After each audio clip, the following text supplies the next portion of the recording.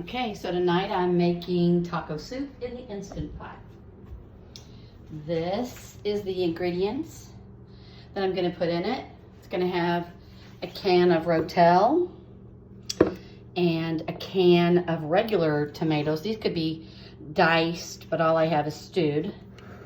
A can of pinto beans, a can of black beans, a can of corn. The recipe calls for a bigger can of tomato sauce, and I may put more in it after I put that in there and see how much it is. Also taco seasoning and Hidden Valley Ranch dressing. And I'm gonna add rice to mine when I'm all finished.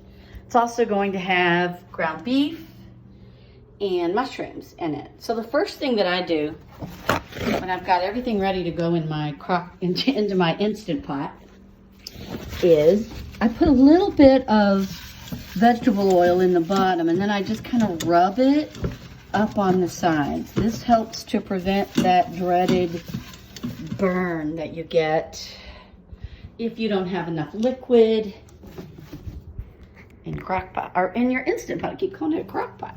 All right, so the first thing I'm going to put in after I put that vegetable oil in there is going to be my ground beef.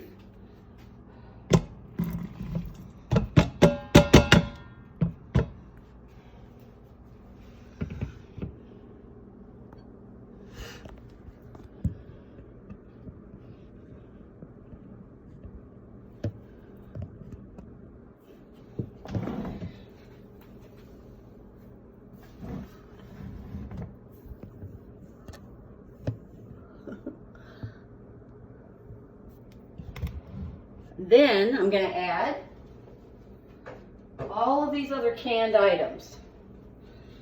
So my corn, my tomato sauce,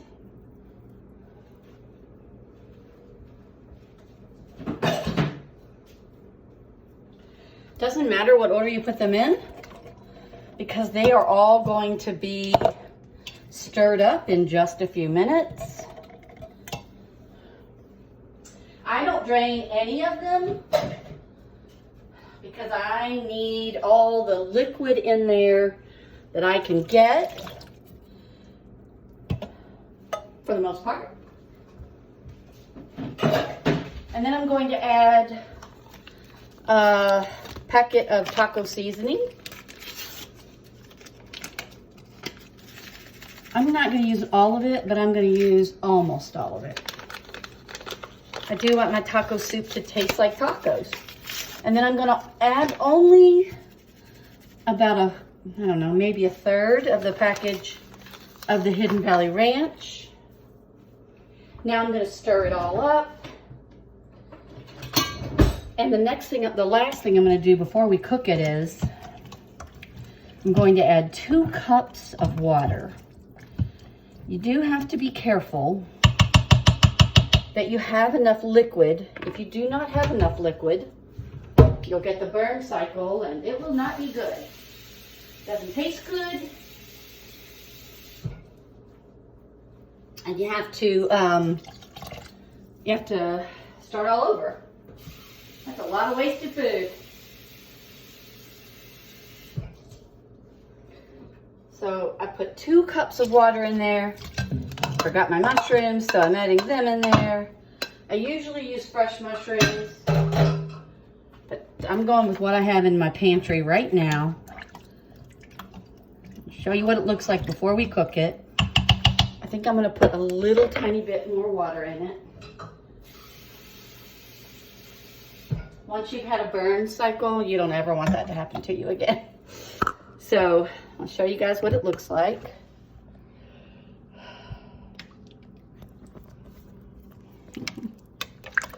Here's what it looks like. It's already looks tasty. It already smells tasty. I'm just going to put a little bit of salt and pepper in it. And then we're going to turn it on. The beautiful thing about this recipe is that it only takes 10 minutes to cook in the Instant Pot. Now it'll take about 20 minutes for it to get up to pressure. And I did brown the ground beef on its own with the onion before I started. I do that because, again, once you've gotten that burn, then you don't necessarily trust the, saute option as much, because I think that plays a big part in it. Having some trouble getting the lid on. All right, so I'm pushing the button back here to the pressure side, not the venting side. And then here's the buttons that I push to get it started. I'm gonna push pressure cook. It automatically pops up to whatever you had it on last time. And I'm gonna cook it for 12 minutes. You'll know that it's worked when it says on. And then it'll take it a few minutes. It'll probably take about 15 or 20 minutes to get up to pressure. Then I'll come back, I'll add the rice, and we'll be good to go.